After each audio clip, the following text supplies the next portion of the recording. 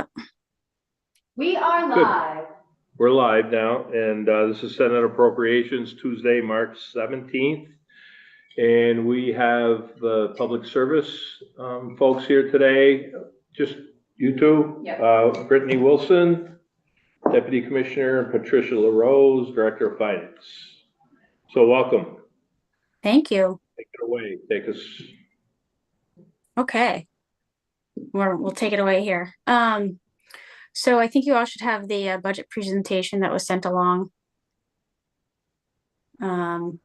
Again, just for the record, Brittany Wilson, Deputy Commissioner at the Department of Public Service, and I have Patty LaRose, Financial Manager for the department with me. If you're following along in the presentation that we've sent along, we can just start walking through the slides here. As you know, Public Service Department represents the public interest in energy, telecommunications, water, and wastewater utility matters. We do that through a variety of services. Those are carried out through 8 divisions. If you're on slide 4, you'll see the department structured by divisions. And I'm going to breeze through this stuff pretty quickly so we can get to the good stuff. But if you have any questions, please slide. Slides 5, 6, 7, 8, and 9 are a brief overview of the department and the divisions and kind of a high-level summary of what each of those divisions do within the department. If there's anything in there particular that you would like me to review, I'm happy to, but otherwise that's something that you could go back and take a look at and follow up with any questions should you have any. If you go to slide 10, we've just listed some fiscal 26 achievements and accomplishments that the department has had over the past year. Again, these are broken down by each of the divisions, and it can give you a good sense of what we've been working on. Slide 12, that'll show you for the Consumer Affairs and Public Information Division, how many consumers or customers have reached out, how many complaints, how many cases were closed. So it gives you a good idea for how many touch points we have with the public. I will just point out on slide 13, there was a audit done. The state auditor's office did an audit of the CAPI division. And that report recognized that the division does a very good job at resolving complaints and doing their job. I would say that the recommendations for improving were based on written policies and procedures. So just documenting the good work that the division already does, but putting it into written policy. So I think overall that's great news to hear, and areas for improvement are easily done and justifiable. Moving along, again, some more division highlights. We've got the Energy Efficiency Resources Division, the Planning Division. I'm sure most of you are familiar with some of the work that those divisions do. You've probably heard TJ testify several times about several bills in the legislature. So moving down, the Engineering Division, again, a good idea as to the number of touch points we have in certain cases, which range from electrical, natural gas, pipeline safety, and the Nuclear Decommissioning Advisory Panel. Public Advocacy Division, as you can see, that division, which is made up of our lawyers, they participated in over 2,000 matters or cases before the Public Utility Commission. I will say over the last several years, there's been an increase of cases in front of the PUC, whether it be rate increases or other cases brought. The State Energy Office, that office serves as the state's energy office as designated by the U.S. Department of Energy. That division is responsible for deploying the federal dollars that the department receives. Slide 19, speaking of federal funding, I would just point out this slide kind of highlights the federal funding and uncertainty that department is expecting and or has already seen. As you know, the Solar for All program, which was 6.25 million, was terminated under the Trump administration. That case is still pending. And there are, I don't have any updates in terms of timing for that funding. The other awards that are listed on the left side of that slide, those are conditional awards.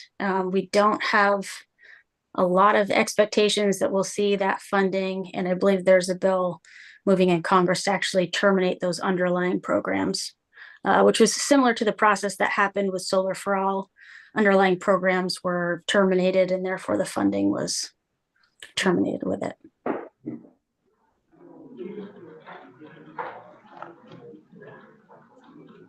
On slide 20, this slide shows the fiscal 27 budget as we've built it. So as you know, the department is made up of special funds. We don't rely on any general funds, and the gross receipts tax is the primary contributor of those special funds. So our special fund budget as built for 27 is 12.6. Yes, I have a question. So I'm looking at that, and then I'm going back and looking at the conditional awards and the other awards that have been terminated. So of the federal 18 million that you have here, that is in addition to the grant funds on the previous slide? correct.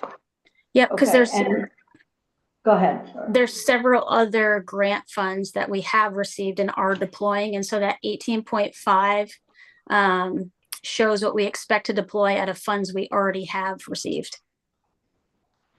Okay, so and what do those funds support? Good question. You probably got it on another slide. No. I think we do. Oh, good. And anything else? I think we do get to that. Anything else on slide 20 that just kind of shows the breakdown between budgeted special and budgeted federal? Thank you. I'm pretty sure I know the answer to this question, but just to be clear, so the special funds that are on slide 20, that special fund is the gross receipts tax? Correct. Right. Okay. Thank you. Of course. So slide 21, that shows a breakdown of how the 18.5 would be spent kind of generally, 16.3 being actual grants that go out and support programs. And the other just shows a breakdown of what of those are supporting, salary and operating costs. But then further breaking that down, if you go to slide 22, this shows how the 18.5 is proposed to be spent across several different programs. Most of that 10 million being through the home energy efficiency rebate program, which is the homes funding, which we expect to deploy out directly to OEO for weatherization.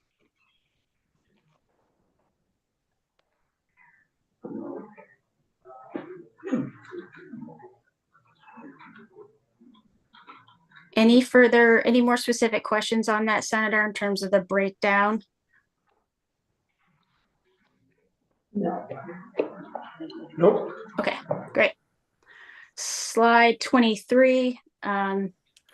This shows the special funds. As I mentioned, gross receipts tax is the primary contributor of those special funds. We do in turn receive some special funds back. We have some bill back functions where the department pays for certain services, but we can do bill back. So in some instances, the utilities might get charged back for certain expert testimony that's done by somebody that does aesthetics, for example. So that just acknowledges that there's that function there where we can bill out, receive funds back. And then the department also receives some funding from the energy efficiency utility surcharge.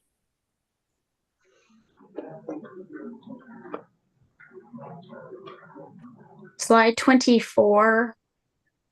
This just shows the percentage of gross receipts tax that's charged into what utility. We've also put the 24 and 25 revenue collected. So at a high level, you can see how much we receive from electric utilities versus non-electric. There's also a line there for net metering. Those are net metering fees. And then I would just point out that the department receives 60% of those gross receipt tax and net metering fees, and the PUC receives 40.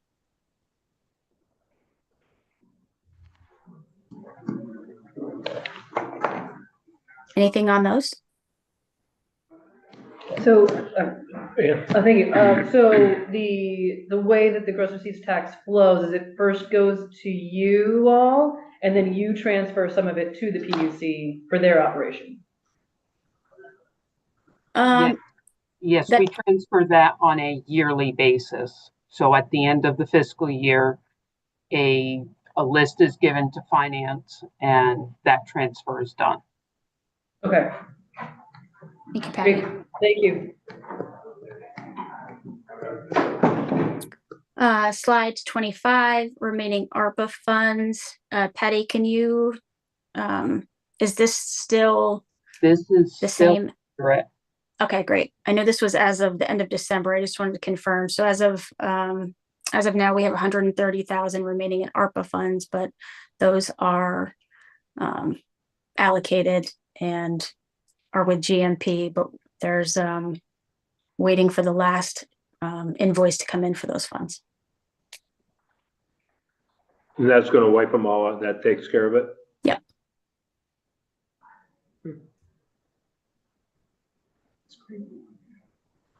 The next slide, slide 26.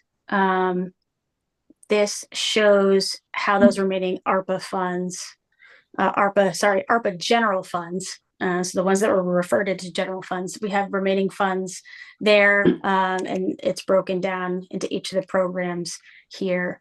As you can see, there's several million left, but all funds are fully obligated. Contracts or grant agreements are in place and those dollars are being deployed. Some of these programs it took quite a bit of time to set some of them up. As you can imagine, some of these projects are complicated and time consuming. And so we expect these funds though to be fully obligated and spent. I think some of them before the end of the year and some of them probably into the middle of 27. So I gotta, Yep, Bob. so just in looking at this, are these all grants or is there some direct pass through on these? Are these all grants?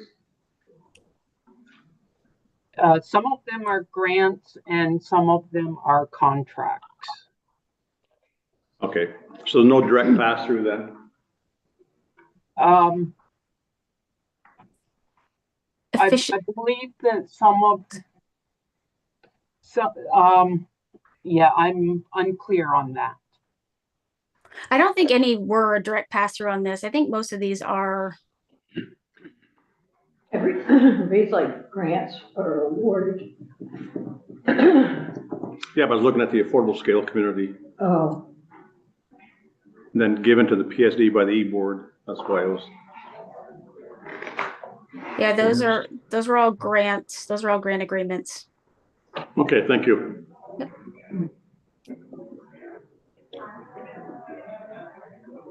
Okay.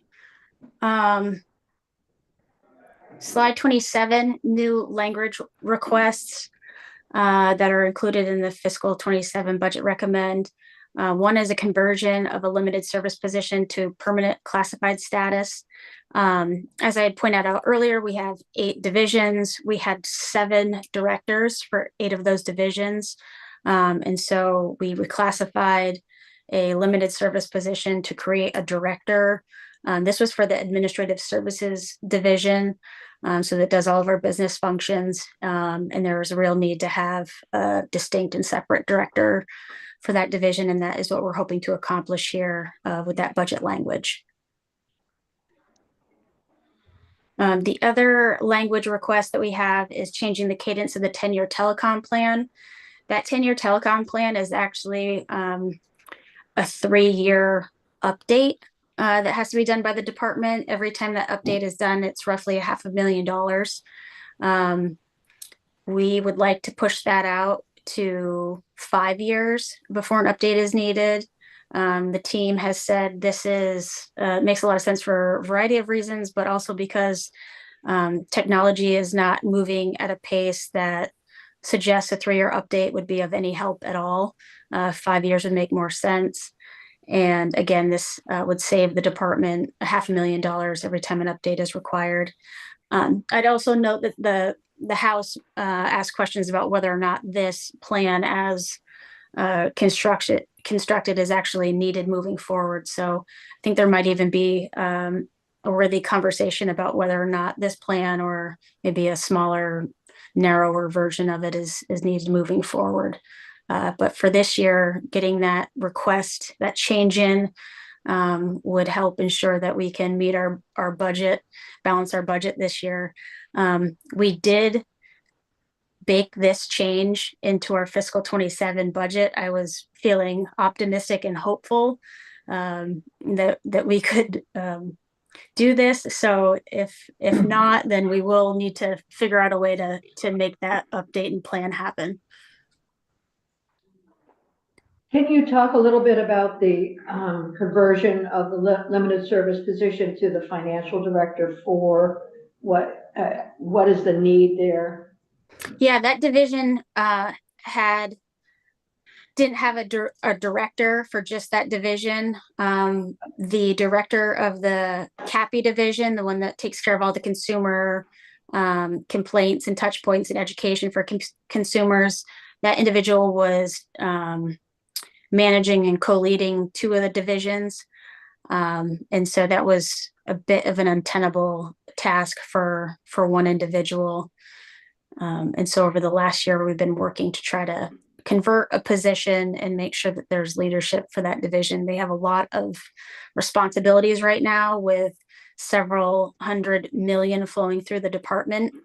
And as you saw, federal funding, but also as a reminder, the Vermont Community Broadband Board, which is, separate and distinct to some degree, but they receive all that administrative support from the department. So I didn't even touch on that, but that one division plays very heavily into the VCBB. Thank you. Welcome. Thank you. Just a couple of budget pressures and highlights to mention.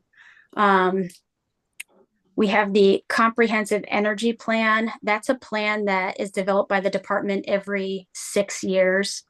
That plan, the next update will need to be done in fiscal 27. And again, that's roughly $500,000 plan. We do have that baked and budgeted into the fiscal 27 budget. And so I'm just pointing that out that's a one-time increase, but we have been able to cover it in our recommended budget. We also have the EPSD database. This is EPSD and EPUC. It's a new case management system that the department and the Public Utility Commission is updating. And so that, again, is a fairly significant one-time increase. And then just to point out, we did remove 4 unneeded, unfilled positions, 2 clean heat standard positions, and 2 positions that were left over from the Emergency Rental Assistance Program, which was a program that was set up during COVID.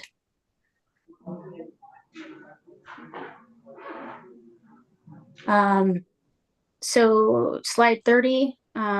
This shows the ups and downs for the department, and I will just say at a very high level before Patty runs through this quickly. The department budget is just under 4% higher than the fiscal 26 budget.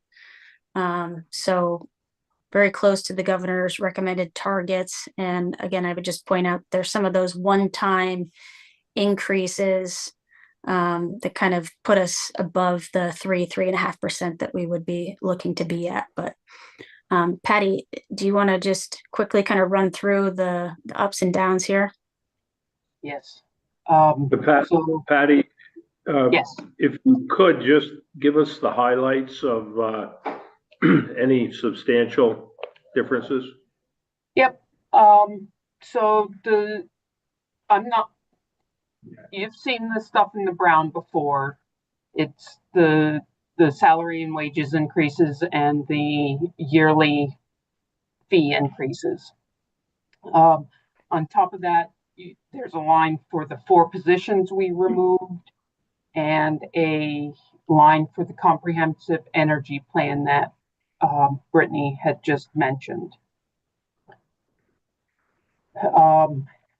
Going to page 31, again, the operational yearly internal service fees. And then we have a decrease in our other ADS IT related. And then the largest increase you'll see is the grants out. We are increasing by 16.3 million, and that is grants out into the communities, out into not us.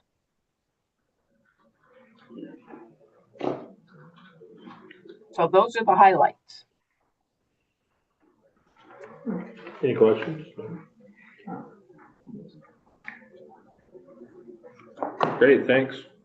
All right. Thank you. Thanks for having us. We're good? Easy. Great. Too easy. Yeah, thank you. Oh, Thanks all. Thank you. All right, bye-bye.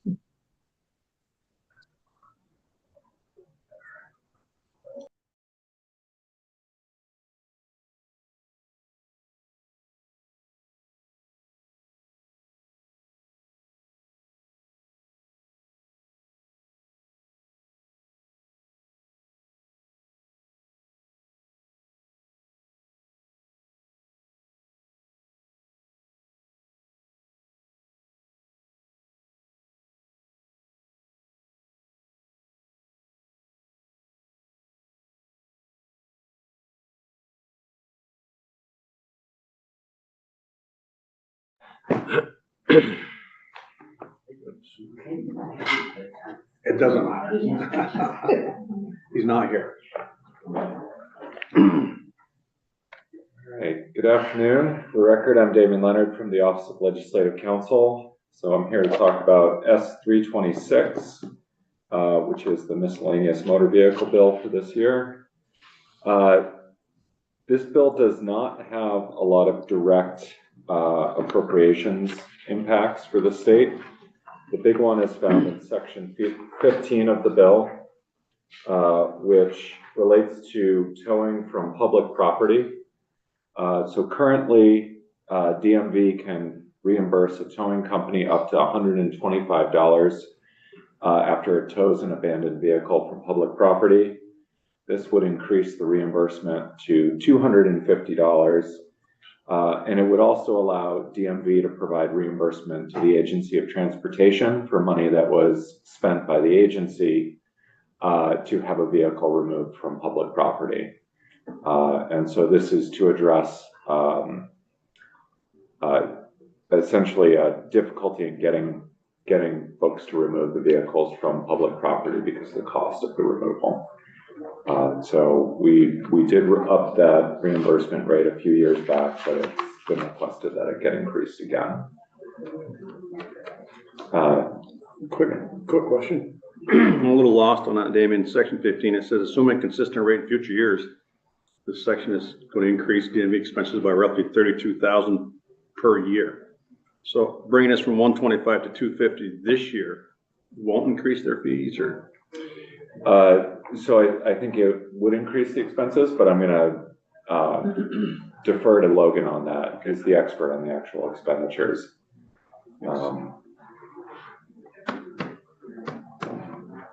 Are there questions about other parts of the bill that the committee wanted to focus in on? Logan, did I miss anything? Yeah, there are no, other than that, there are no specific appropriations in the bill or new programs being stood up or anything like that. Is that all that they talked about over there in finance? In finance, they talked about various revenues. So there are the, in sections 1, 2, 3, 4, and 5 of the bill. This relates to providing no cost, non-driver ID, driver's license, and learner's permits to individuals who are either sentenced for a period of 6 months or more, or detained in our correctional facilities for a period of 6 months or more. Importantly, detainees include individuals who are awaiting trial.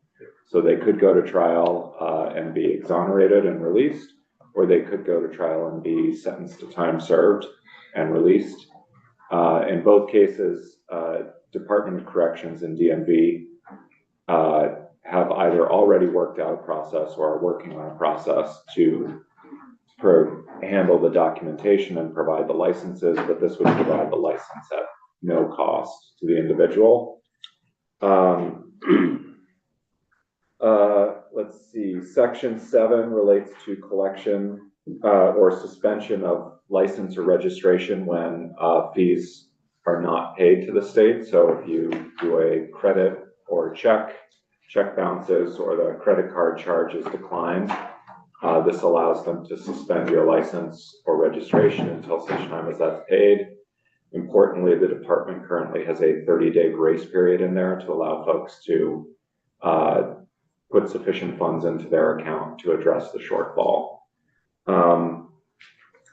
Section 8 includes additional penalties for stuckages and smuggler's notch.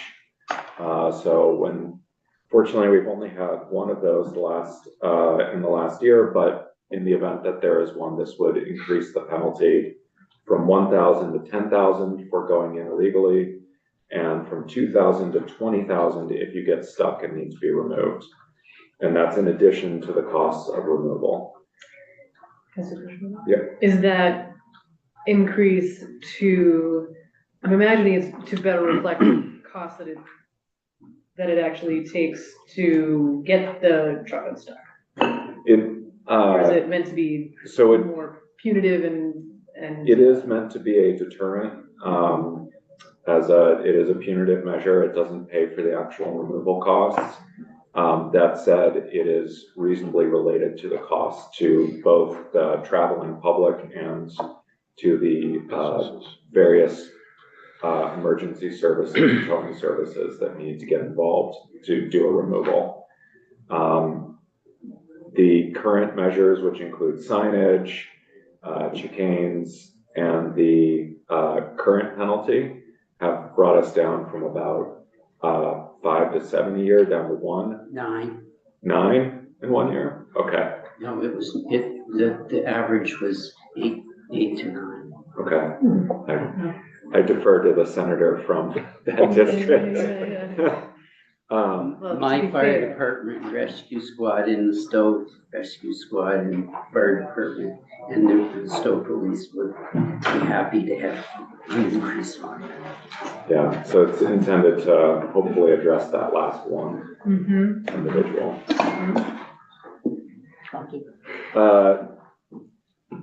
Any other questions on that? Nope. Okay. The additional changes in here, there's an added penalty for folks who use a snowmobile in the state without a proper decal or registration. Anecdotally, under the current system, folks are taking the risk because the penalty is low enough that it's a fair risk to take. So this would increase the penalty. There's a new $40 fee for a 1-year non-domiciled commercial driver's license. This is a driver's license for an individual who is not a U.S. citizen generally. They're a resident of another country in the U.S. temporarily for work. It does also include in the event that the federal government prohibits a state from issuing CDLs. This could include U.S. citizens or residents of a state that cannot issue a CDL, so they come to Vermont to get their CDL.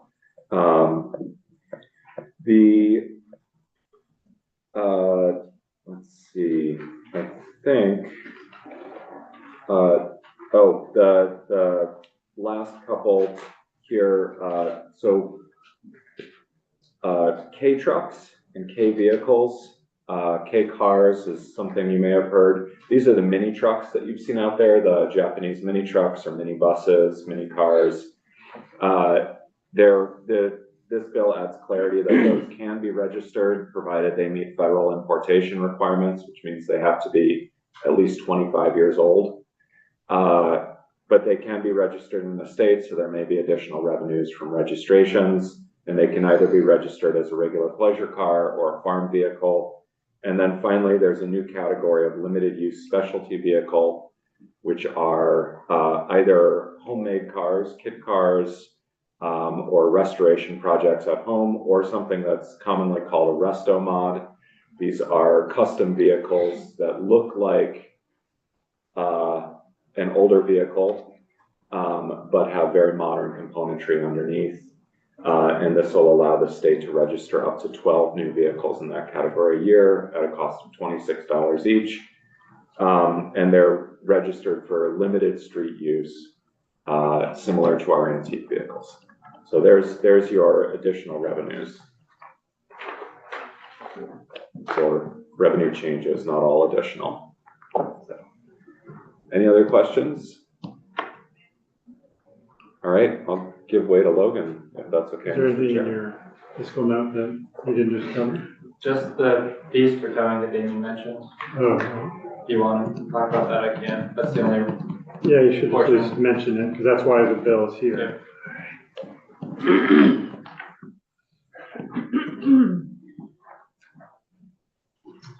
For the record, Logan Hoover at the Joint Fiscal Office. As mentioned in the beginning, the section 15, I can put up a fiscal note if it would be useful.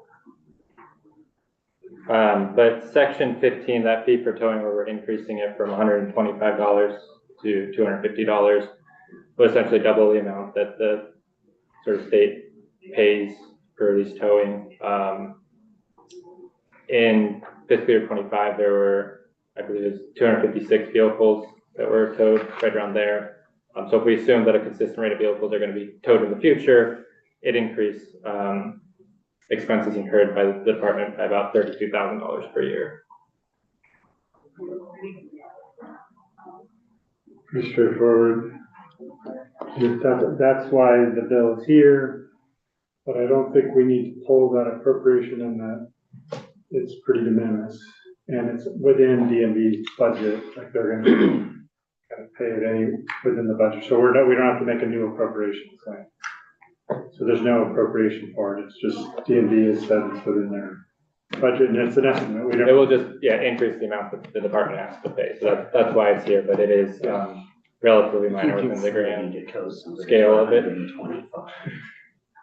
You can't get I thought that when I reread the wording for this committee, I thought it was a little weird that the commissioner of DMV has to approve a request from the secretary of transportation. So the DMV commissioner could tell the secretary that they approved pound sand and not giving them the $250, which probably won't happen. No. I'll move the bill too. Okay, good. The bill is moved favorably. Clerk has some clerking to do. Time to hurry up. All right, I will then. Senator Baruch, Senator Brennan, yes. Senator Lyons, Yes. Senator Norris, Yes. Senator Watson. Yes. Senator Westman. Yes. Senator Westman. Senator Perchlik. Yeah. Good. Yeah, Reporter. I'm surprised you called his name. You want me to report? Yeah, I think that makes sense. Makes sense to me. Good. Spend enough time there. Lori took us for a couple days to get through the committee process, so it'll be on the floor tomorrow. Probably with a whole bunch of It'll other, be on notice. be on notice.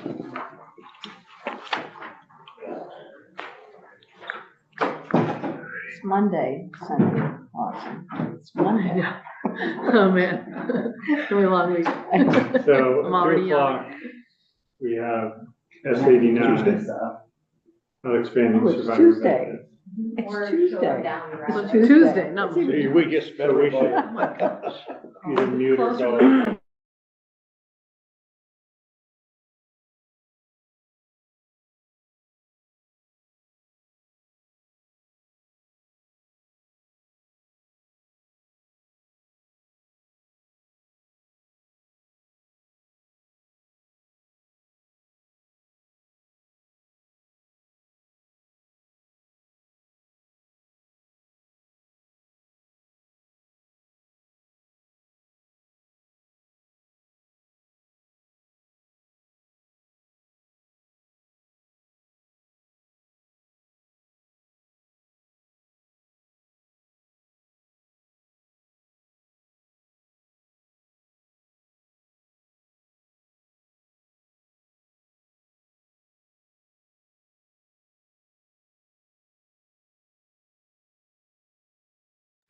She said that, Okay, we can go off mute. she said We you are told her taking if up you needed anything, to S89. have me carry the message. And Exactly. We have the bill sponsors, Sonia She liked I was gonna Boski. tell you that. She liked that.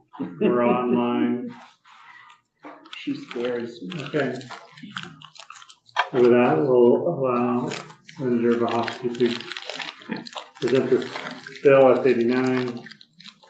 Yes, absolutely. For the record, Senator Connie Bohofsky from the Chittenden Central District and your Government Operations Committee. S89 is an act that expands survivor benefits for people who, in large part, work for the state, but not necessarily, who might die in the line of duty or due to an illness caused by their job.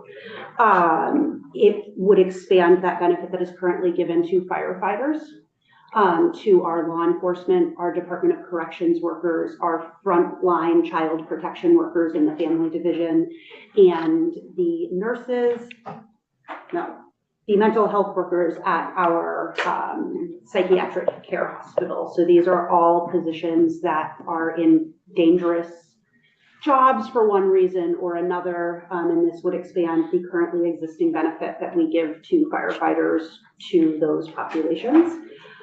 For reference, the law enforcement officers universe is 1,194 sworn law enforcement officers that this would apply to. Corrections workers would be about 761. Family service workers, 193, and mental health workers, 135. Do you know how many firefighters are covered now? I have no idea. That is for a total of 2,283 new people. Law enforcement and firefighters do currently also have the benefit of a federal death benefit that is, I believe, last I knew, about $470,000.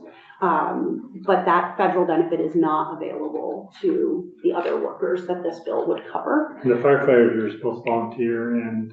It does cover both volunteer and professional firefighters who either die in the line of duty or due to an illness acquired due to their job. Is this retroactive in any way or going forward? It's going forward.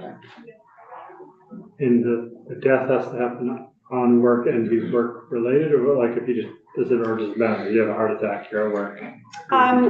I think legislative council will be able to speak a little bit better to the definition of in the line of duty, and there's actually a spot in the bill where we need to add that we forgot. We corrected it in one spot and not in another, but it would have to be a death. My understanding is that it is a death related to the job. You know, if you're trying to think of ridiculous, I'm trying to think of some sort of example, but you know, the instances we have of this happening where this might have applied, for example, would be the death of Laura Sobel, who was killed at I think we all probably remember the death of Laura Sobel. Yeah. It would also have applied to, the police officer recently that died in a car accident. These are deaths that are happening because of the job that you're doing. In the world of firefighters, firefighters are exposed to all kinds of toxins, and so they tend, in all likelihood, to have a higher rate of illnesses related to the job in cancers. But I could imagine a scenario where a mental health, worker or nurse at the care facility maybe gets a needle stick and ends up with hepatitis and ends up dying of hepatitis. But it's not something that's going to happen as often. But I do think there is a world in which someone in these roles could end up with an illness related to their job. But I don't think it's going to be as common as we see in the firefighting world, due to the fact that many of these people are not exposed to the same burning toxins that our firefighters are.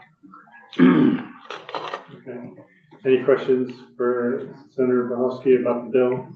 Yes, Senator Norris. Well, both I and Senator Bohosky put something in very similar. I guess my question would be, in the bill that I propose, yours is much more expensive, obviously, including, but in the bill that I proposed also included incapacitating injuries and so on and so forth.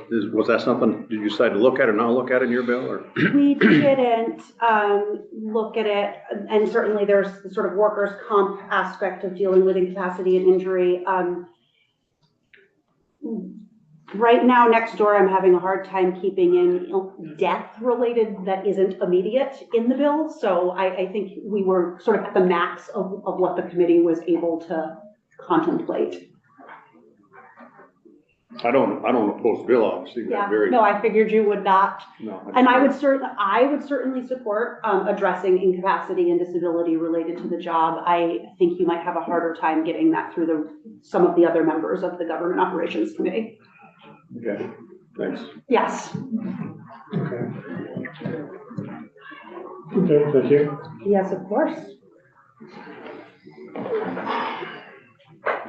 And Councilor Zadani, do you have anything you want to add about? I think Legislative Council has a tiny amendment we might be asking you to drop into this. Oh, you know what? I actually do have more information for you. Sorry.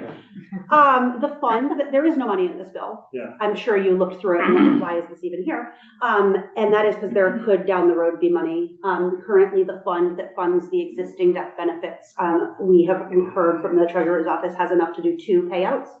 And the way that that statute works is if the fund runs empty or low, they come to the legislature and ask for the appropriation that they need.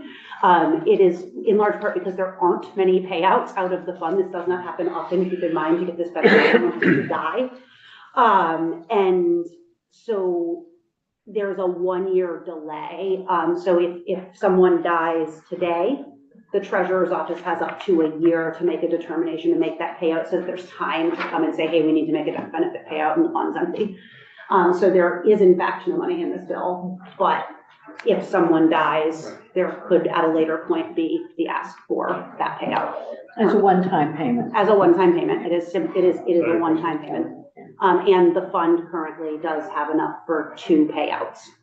So it is, fingers crossed, it would not be in a budget year that we're looking at that they'd be coming to us for a payout, because let's hope nobody dies. Yes. Okay. Just one quick one. How does that fund accrue? Is it just appropriated when the treasurer requests it? Appropriation? Yeah, there's no. Yeah. Yes, the treasurer has to come to us and say, we have to make a payout. Gotcha. I assume the interest in that account stays in the account, or is it just? Interest in the account stays in the account. We did ask that question of the treasurer. They said that, there's $160,000 sitting in there. It's not gaining huge amounts of interest. I think certainly the treasurer probably wouldn't say no if we wanted to put a larger sum in there and let it gain interest, but they're not asking for that. Okay. And then, like I said, I think Legislative Council has a tiny little tweak to the language that we're hoping you can do in here, so we don't have to do it on the floor. Okay. Yes, Councilor. Good afternoon, Sophie Zadatny for the Office of Legislative Counsel. It sounds as if you're pretty familiar with the bill based on Senator Bohosky's summary there. I do have a proposed amendment. Can I just go ahead and circulate this around? I should put 51. So I can see it too. And just by way of explanation, when the Senate GovOps took this up last week, there was interest in actually streamlining the additional categories of coverage.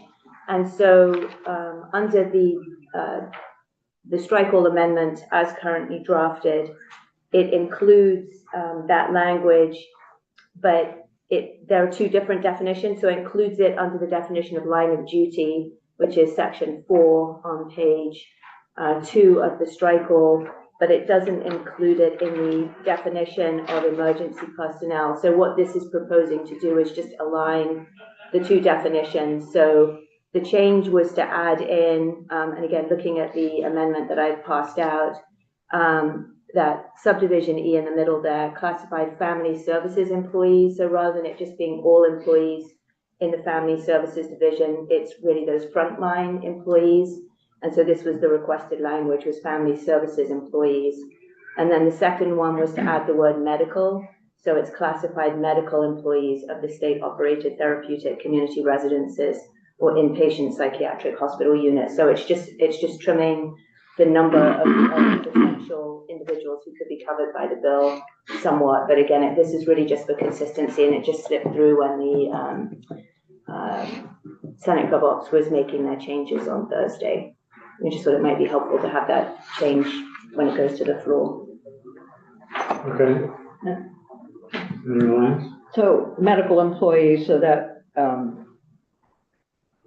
was the intent to be inclusive of clinical mental health counselors or exclusive? I was not in there when they were discussing it. My understanding was originally it was going to be licensed or certified medical, and then the request was to have it just be medical to cover folks that also were not licensed or certified. But the rationale behind it, I can't share with you. Okay. Maybe a quick question. Any seminars? Yes, when you say state operated therapeutic community residents, or can you give me an example of how many we may have throughout the state or what that is, or? I don't know that, no. I mean, no, Tom. The question was the number of state operated therapeutic community residences or inpatient psychiatric hospital units. I don't know if you would know that. For the record, Mr. Chairman, Tom Applemore, legislative coordinator for BSEA. My understanding, Senator, is that would apply at the moment to only 2 existing facilities. That would be the Vermont Psychiatric Care Hospital in Berlin and the River Valley Therapeutic Center in Essex. Okay, thank you. The VA, the Veterans Home, and could be involved in this bill at all? I don't believe that would be captured.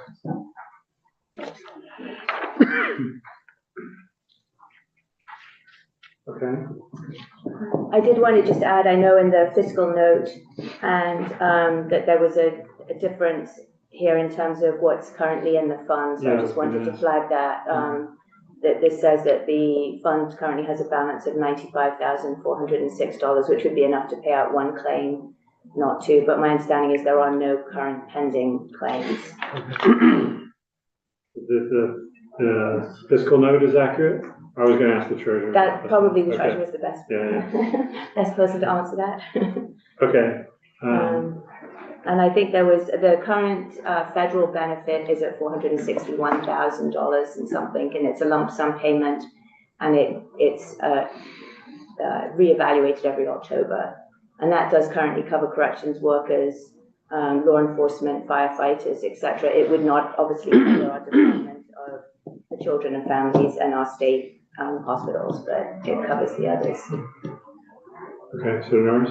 Yeah, I should have asked Senator Volsky when she was in here. It just seems to me that in case of a death or whatever, about any survivors, that a year seems to be a long period of time for them to get some emergency relief financially. Why the year versus like 6 months or whatever? So that was to make sure that there was time for the Treasurer's Office to be able to come back to the legislature if there wasn't any money in the fund, or if they, for example, right now they have enough for 1, but if they had 3 claims, that they had time to come back and request the money. There have been other versions, similar bills that have proposed having the emergency board be able to provide funding when the General Assembly isn't meeting, but that's not in this version of the bill. Just seems like a long time to me, that's all. And that's existing language, that year. That's new language to add the year, and that was specifically requested last year when this bill was introduced because of, at that time, there were a number of pending claims and there wasn't that much money in the fund. And then the legislature provided additional funding last year to bring it back up. But there was a concern if that were to happen again in the future. Okay. I'll ask the treasurer's office about it. Thank you. Any other questions for Les Council? Okay. We'll invite David to come up. Thank you, Mr. Chair. Thank you, committee. For the record, David Chair, Deputy Treasurer. Starting with the big picture, the Treasurer certainly supports the purpose of this bill and appreciates the good work that BSCA and Senator Mahosky and others have done to move it forward. Two notes. One, to answer the question about the amount in the fund, what's in the fiscal note is correct. Senator Mahosky, I take responsibility. That is my mistake, not hers.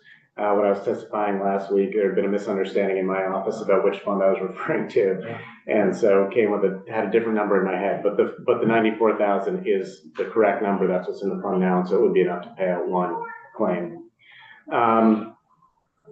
One thing that I did want to mention to the committee, our office, there's a couple assumptions here, but if we assume that the bill stays as is, which is, it's currently, or at least minutes ago, is being discussed again right next door. So I'm not exactly sure what form this may be, but if the bill stays as it is, our office would ask for a one-time $25,000 appropriation to potentially contract for a medical expert to help with certain claims.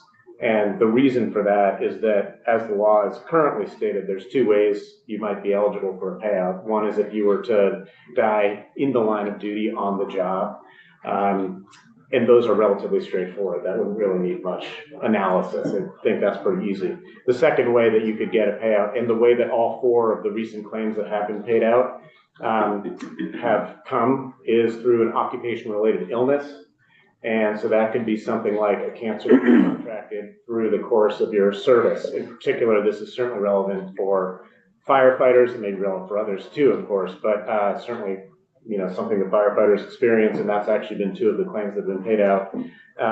Or it could also be heart disease or symptomatic, or heart injury or disease symptomatic within 72 hours from the date of last service. So that could be like a heart attack induced by something that was related to the job. And that, I think, would actually be could be a more straightforward claim.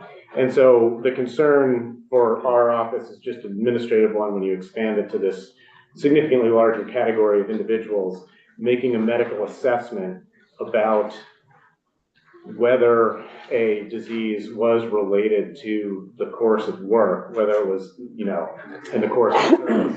That could become very difficult. With respect to firefighters, there's current law, in particular in the workers' compensation statutes, that provide some guidance and direction for us that we rely on when making these assessments. And that's what we've done in the most recent cases that we've dealt with. With the larger expansion, we are in favor of the concept, but in order to make sure we're doing it correctly and protecting the fund for those who it is intended to serve, we may require contracting for an expert to help us make some medical assessments. And you would deposit the money in the fund. What would you do with it? I think we would.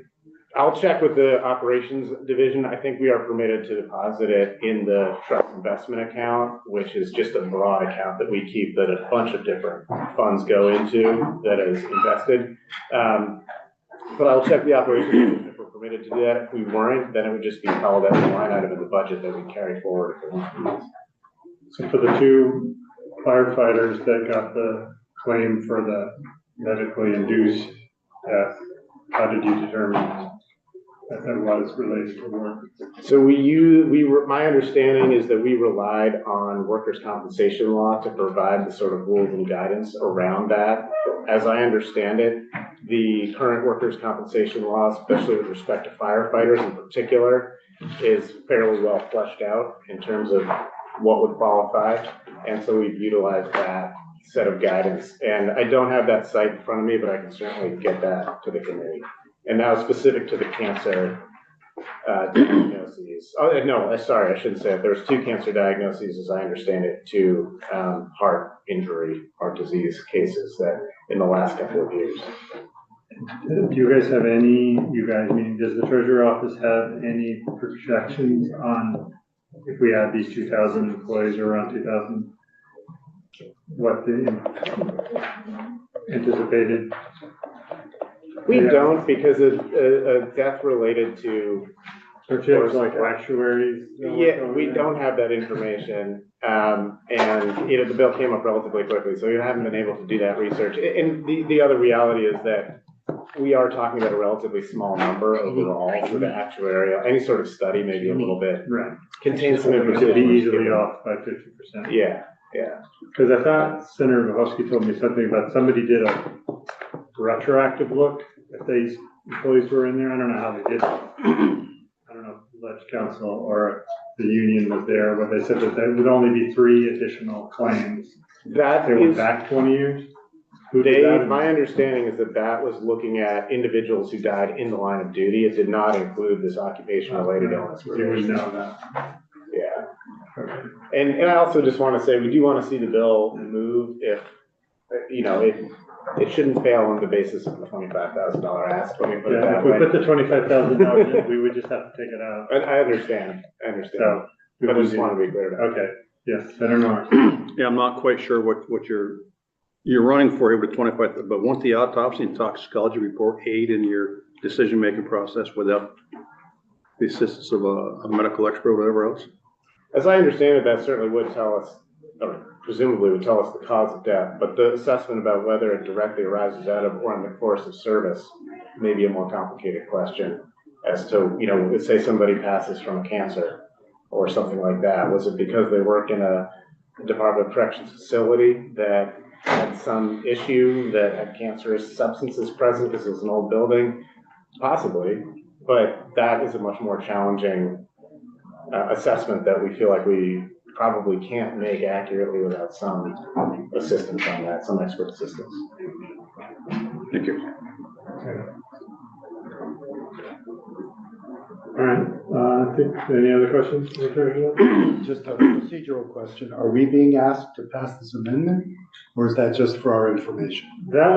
It seemed to be a request from Senator Mahowski. It seems to me a little strange that we would do it. Yeah, I'm not comfortable, because honestly, I don't have a deep enough understanding of where this plugs in or the reasons for it, or. Right, it seems like it's just a definitional thing, but it's just as easy for them to do a floor amendment as the committee of jurisdiction than it is just, Absolutely. Okay, I'll tell them the pro temps that we can. Then I'll move the bill favorably.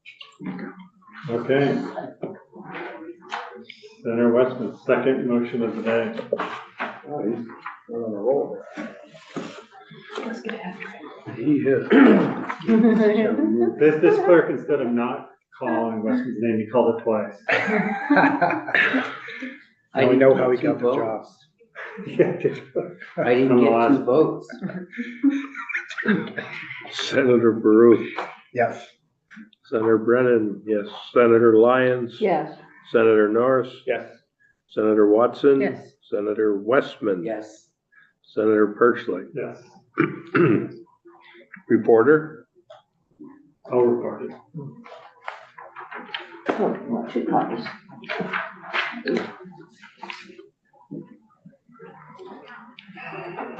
I did send a note to Tanya about the medical versus other, so, but she assured me that it's wonky language, but appropriate, and I agree with her.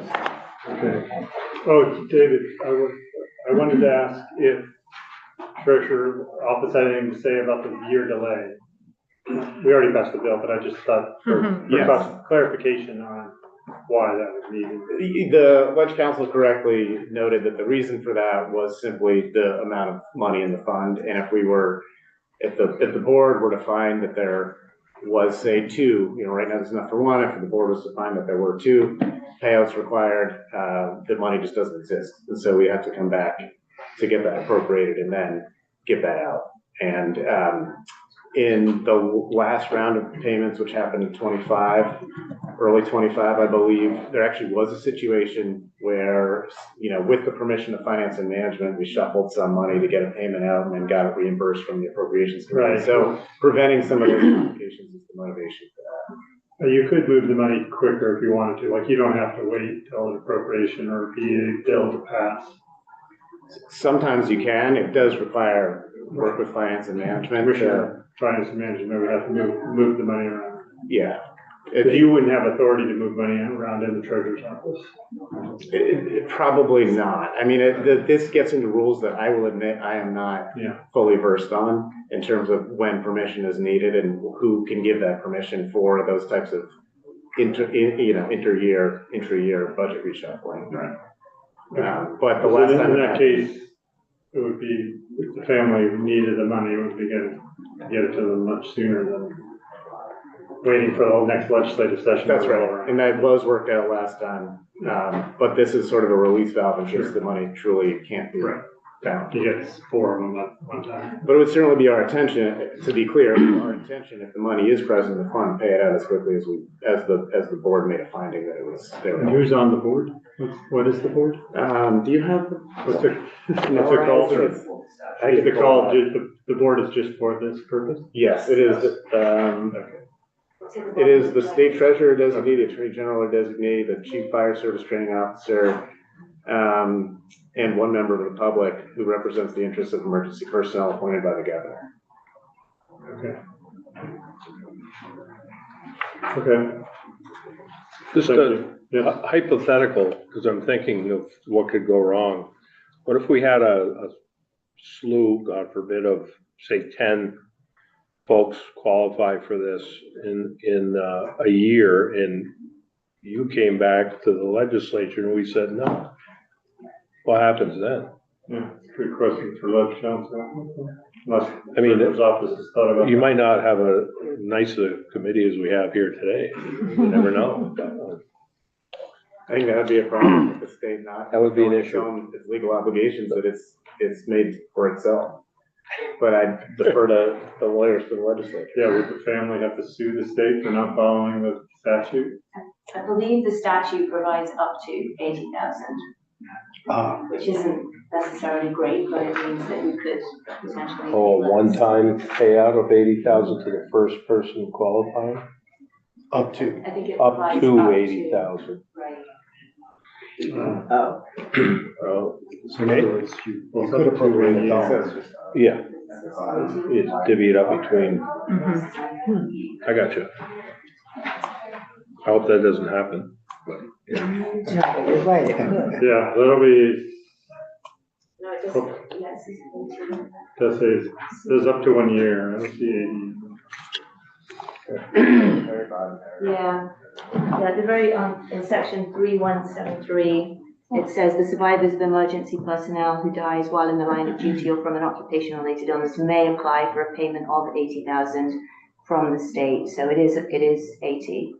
I seem to recall last year there was testimony that it was up to, but it doesn't look like that's.